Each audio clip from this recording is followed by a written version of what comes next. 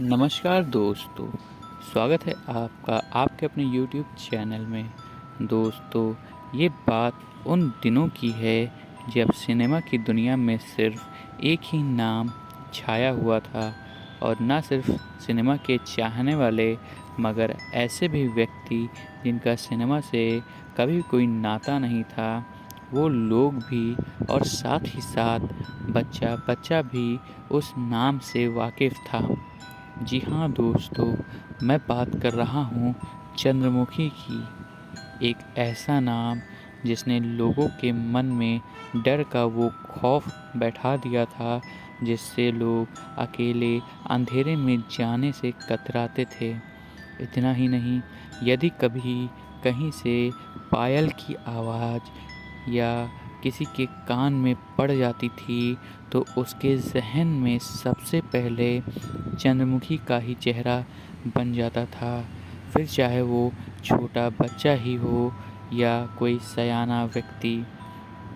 चंद्रमुखी की कहानी जानने और पढ़ने के बाद सबको यही लगता था कि वो आज भी हमारे आस-पास ही रहती है और ना सिर्फ रहती है, वह अपने आस-पास अपने शिकार की तलाश भी कर रही है। दोस्तों, ठीक इसी प्रकार मैं भी एक बार चंद्रमुखी के जाल में फंस कर आया हूँ और मैं आपको अपने साथ घटी उसी घटना के बारे में बताऊँगा। शाम करीब 7 बजे की बात थी। मैं घर से बाहर अपने किसी ज़रूरी काम से गया था। मैंने अपने आस-पास नज़र घुमाई तो पता चला शाम 7 बजे भी एक अजीब-सा सन्नाटा पसरा पड़ा हुआ था। मैं समझ रहा था कि इस सन्नाटे की वजह चंद्रमुखी का खौफ ही है। चंद्रमुखी की मूवी देखने के बाद हर इंसान पायल या झुमके या कभी-कभी तो गाने की आवाज़ सुनकर भी डर के मारे अपनी पैंट गीली कर लेता था। खैर, मैं रास्ते पर था, अपनी ही धुन में बस आगे की ओर बढ़ता जा रहा था और फिर तभी अचानक मेरे कानों में किसी के पायल की आवाज़ पड़ी। एक पल के लिए तो मुझे चंद्रमुखी का ख़याल आया, मगर मैंने खुद को समझाते हुए बोला, ज़्यादा कल्पनाओं की दुनिया में भी नहीं खोना चाहिए। वास्तविकता में भी रहते हुए हमें अपने जीवन को जीना चाहिए। और ऐसा मन में बोलते ही मैं पीछे पलटा और पीछे पलटते ही मैं हैरान रह गया।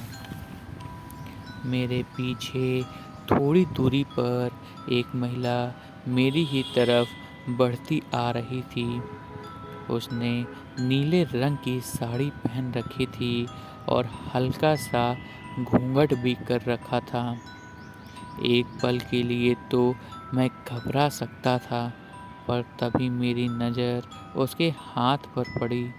उसने अपने हाथ में घर का कुछ सामान पकड़ रखा था, तो मुझे ऐसा लगा कि शायद यह कोई गांव की ही महिला होगी और तब जाकर मेरा डर कुछ हद तक कम पड़ा और मैंने चैन की सांस ली।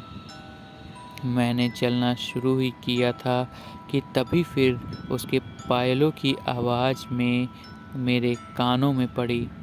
पर इस बार मुझे पहले से पता था कि वह गांव की ही महिला थी और इसीलिए मैंने पीछे पलटना ज़रूरी नहीं समझा और अपने मन में ही गुनगुनाते हुए आगे बढ़ता रहा। तकरीबन 15 मिनट बाद मुझे एहसास हुआ कि अभी भी वह महिला और उसके पायल की आवाज़ मेरे पीछे से ही आ रही थी और अब जब मैं पीछे देख रहा था तो मेरे पीछे उस महिला का कोई भी चिन्ह शेष नहीं था। यह देखने के बाद मुझे अब थोड़ी सी हैरानी हुई पर मैंने अपने आप को डरने नहीं दिया। मैं खुद को संभाल तो रहा ही था। तभी मैंने देखा वह महिला मुझसे कुछ दूर आगे चल रही थी और अब उसके चलने पर कुछ अलग ही आवाज़ आ रही थी। कभी पायल के साथ गाने की आवाज़, तो कभी किसी के हंसने की आवाज़, कभी कोई पुकार रहा होता था, तो कभी कोई चिल्ला या चीख रहा होता था। खिलखिलाने की आवाज़ ऐसी मानो कोई इतनी बेरहमी के साथ किसी का गला घोटने के बाद एक हंसी हंसता हो। यह सब मेरे साथ होता देख मैं अब कांपने लगा था। डर का अलग ही खौफ मुझे सता रहा था। मैंने सोचा मैं वहाँ से भाग लेता हूँ, और जैसे ही मैंने भागने की कोशिश की, मैंने देखा वह महिला एकदम मेरे सामने खड़ी थी और मैं उसे देखते ही हक्का पक्का रह गया था। अगले ही पल वह मेरे सामने से अचानक से गायब हो गई थी। अब ना तो मुझे कोई पायल की आवाज़ आ रही थी और ना ही कोई दिखाई पड़ रहा था। दोस्तों, उस घटना ने मुझे इतना हैरत में डाल दिया था, ना जाने वो मेरा भ्रम था या वास्तविकता, पर वह जो भी था हद से ज़्यादा डरावना और भयावह था।